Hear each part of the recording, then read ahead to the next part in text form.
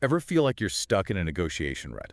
Like you're playing checkers and the other person's on a whole other level? Yeah, like you're stuck with basic tactics, totally missing those hidden dynamics that actually make or break a deal. Exactly. And that's where negotiation genius comes in. Today, we're diving deep into this book, uncovering the secrets to becoming a negotiation, well, genius. It's more than just tricks and tips, though.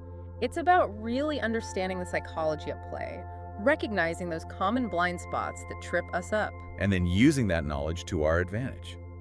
Right off the bat, the book throws us into some crazy negotiation stories where one side looks totally doomed. Oh, yeah, those stories are great. It's like a Fortune 500 company battling a tiny European supplier over some exclusive ingredient. Or the US trying to lower their UN dues without everyone else suddenly paying more. And my favorite, a construction CEO facing a last-minute demand that could completely wreck a massive deal. Talk about high stakes. But these aren't just entertaining anecdotes, right? Right. They're like case studies, showing how we fall prey to these cognitive biases, those mental shortcuts. That end up leading us down the wrong path. Exactly. We think we're being logical, but our brains are playing tricks on us. The book calls these mental traps blind spots, and honestly, I think we all have them. I know I've had my fair share. Me too. And one of the biggest ones is this narrow focus. They give this example of a company trying to buy another company, Company C, for the best possible price. Okay, seems straightforward enough. What's the blind spot there? So they're so laser focused on getting the lowest price from Company C that they completely forget to consider other potential buyers. And bam, another company, Company B, shows up, and now they're stuck in a bidding war. Ouch. That's gotta hurt. Drives the price up for both of them, just like that. It's like that saying, if you're not paying for the product, you are the product, right? Yeah. But in this case, even if you are paying, you might still be overpaying because you missed something crucial. It's so easy to get tunnel vision in a negotiation, laser focused on your own goals. Totally. We've all been there. So how do we break free from these blind spots? How do we start thinking like a negotiation genius? Yeah. I feel like the book talks about this idea of framing. Yes. Framing is all about how the way information is presented, the context, can completely change what we think is a good deal. They've got that mind-blowing example about buying a laptop, right? Yeah, where they asked people how far they'd drive to save money, but they phrased it two different ways. And it totally threw people off, didn't it? Big time. Turns out people were willing to drive way further to save like $50 on a $2,000 laptop than they were to avoid a $50 parking ticket. Even though it's the same amount of money. It's insane how our brains work, right? Absolutely. It's all about anchoring and reference points. That initial number, whether it's the laptop price or the parking ticket, it becomes this anchor in our minds. So it's less about the actual value and more about how that value is presented to us. It's like how a $5 cup of coffee at a fancy cafe seems more acceptable than a $5 bottle of water at a gas station. Yeah, exactly. Even though logically we know water is way more essential. Okay, so this is all super interesting, but how do we actually use this framing magic to our advantage? That's where things get really interesting. It's about understanding how to present your own offers in a way that clicks with the other side's values. So it's like you need to get into their head a little bit. In a way, yeah. Figure out what makes them tick. And on the flip side, it's about being aware of when someone else is trying to frame things to their advantage. Oh, so we can reframe it right back. I like it. This is why I love this book. It's like psychology meets negotiation. But okay, enough theory, let's get practical. What are some actual skills, some tools we can use to become better negotiators? One of the most powerful tools in the book, I think, is this idea of investigative negotiation. Investigative negotiation. Okay, now I'm intrigued. Are we talking like Sherlock Holmes at the bargaining table? Exactly. It's about approaching negotiation with genuine curiosity. So more questions than demands. Exactly. It's about asking the right questions to really get to the bottom of what the other side wants, what their limits are, what's driving them. Kind of like that story from the book. The US company trying to get that exclusive agreement with the European supplier. Yeah, the one with the special ingredient, right? Yeah, they just kept offering more and more money, but the supplier kept saying no. Because they were so focused on their own goal, getting that ingredient, they never stopped to ask the crucial question, why? Why was the supplier so hesitant? It wasn't about the money at all, was it? Nope.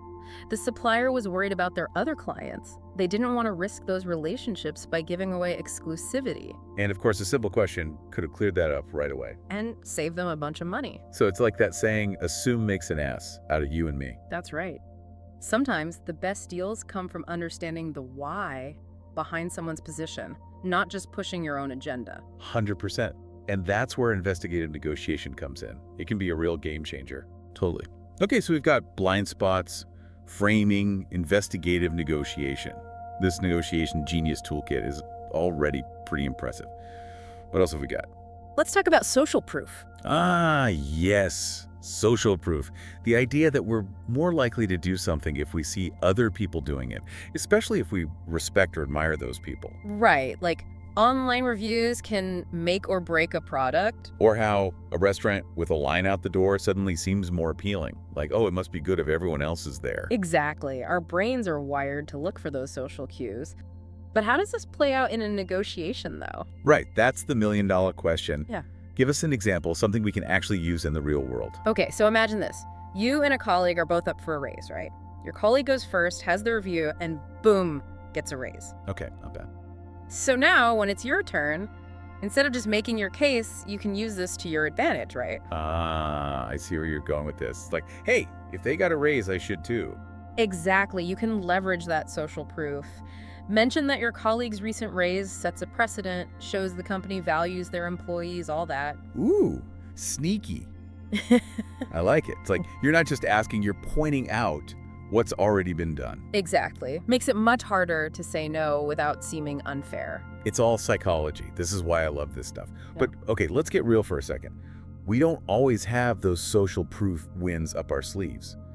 What about those times when you're going into a negotiation and you know you don't have the upper hand?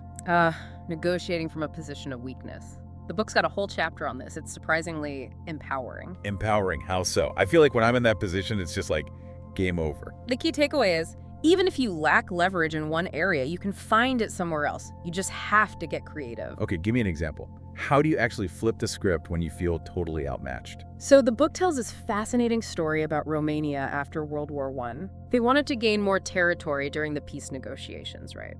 But they hadn't really made these big contributions to the Allied war effort, so not exactly in a power position.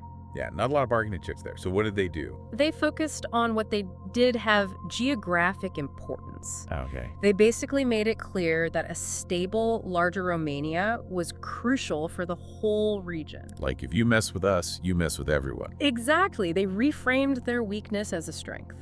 That's brilliant. But how do you figure out what your essential quality is when you're in that kind of tough spot? You have to really understand the other side's needs and motivations, maybe even better than they do. What are their fears, their priorities? What are they really worried about? If you can position yourself as the solution to their problems, you're golden. So it's like you become indispensable, even if you don't have the traditional leverage. I love it. This is why we do this deep dive, people. Pure negotiation gold. Okay, we've talked about blind spots, framing, investigative negotiation, social proof. We even flipped the script on weakness.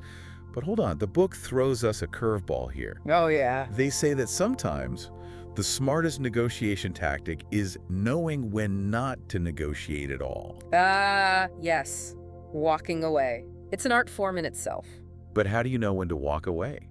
Talk me off the bargaining ledge here. Sometimes getting into a big negotiation can actually backfire, especially if emotions are running high. Oh yeah, that's the worst. Or when the stakes are just too low to be worth the hassle. Or if the other person is just playing dirty. Exactly. You have to be able to recognize those situations. They tell that hilarious story about the economics professor, right? The one who got caught taking manure. Oh, that's a classic. Instead of just apologizing, he tries to use his economics genius to negotiate his way out of it. And it blows up in his face, right? Spectacularly. So, sometimes, a simple apology or maybe a different approach altogether is the smarter move. 100%. Don't get so caught up in the negotiation game that you miss the bigger picture. So how do we tell the difference between a negotiation worth having and one we're better off avoiding? Ask yourself, is this worth my time and energy? Is there a simpler solution here? Sometimes the answer is no, and that's okay. It's like choosing your battles. Not every disagreement needs a full-on negotiation. Okay, that makes a lot of sense. But sometimes Walking away can be its own kind of power move, right? Absolutely. Remember that story about Johnson & Johnson trying to buy that medical device company, Guidant, for billions? Oh yeah, what was it, like 25 billion? Something crazy. And then, after they agreed on the price, all this bad news comes out about Guidant. Oh no, like scandal level bad news. Totally.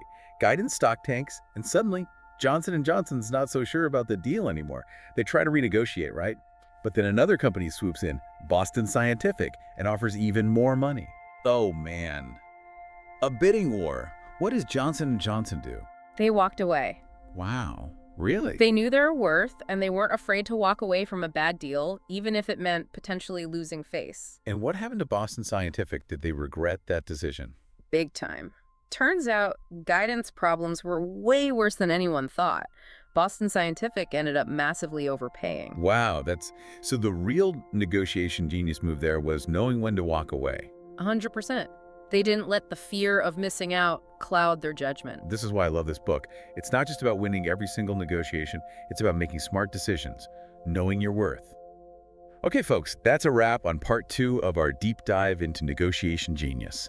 We've covered so much ground already, from those sneaky blind spots to the art of walking away. All right, deep divers, we are back for the final part of our deep dive into negotiation genius. Round 3. We've covered so much already, from those sneaky blind spots to really reframing the game in our favor. Yeah, we've hit a lot of great stuff. But now it's time to step into the ring. You know, those really high-stakes situations. Yeah, those make it or break it moments. Exactly. So first up, difficult personalities. We've all encountered them. Oh yeah. The bulldozers, the sneak, the king or queen of chaos.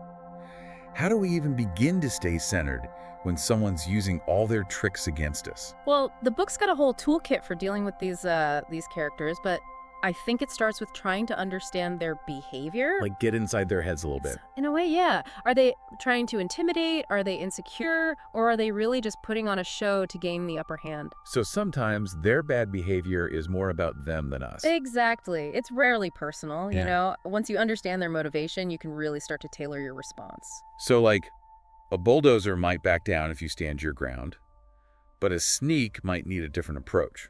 Maybe a little humor, you know? Disarm them with a joke. Yeah. The book really tells a great story about Deepak, one of the authors, and how he used his negotiation skills to diffuse this, like, really tense situation. Oh yeah, remind me about this one. So he was playing pool with some friends, and this other group, they basically accused them of messing up their game. Okay. And things got really heated, like almost a fight. Oh no. But Deepak, instead of fighting back, he starts asking questions, trying to understand their perspective, what was making them so upset. So he used empathy to de-escalate. Exactly. He listened, acknowledged their feelings, and found that common ground. They both loved pool, and that's how he was able to negotiate a peaceful resolution. See, I love that. It proves that these skills, they apply everywhere, not just in a boardroom. Totally. Life's one big negotiation. It really is. Okay, but let's up the ante even more. Cultural differences. Oh yeah, that adds a whole other layer of complexity. Because in today's world, we're negotiating across cultures all the time. Different norms, different communication styles. It's like navigating a minefield sometimes. How do we avoid those cultural misunderstandings and actually build bridges? Cultural intelligence. Before going into any cross-cultural negotiation, do your homework. Research. Understand their communication style, their expectations, even their sense of humor. So like, don't show up to a business meeting in Japan wearing like a Hawaiian shirt and flip-flops. Probably a good rule of thumb, but it goes deeper than that.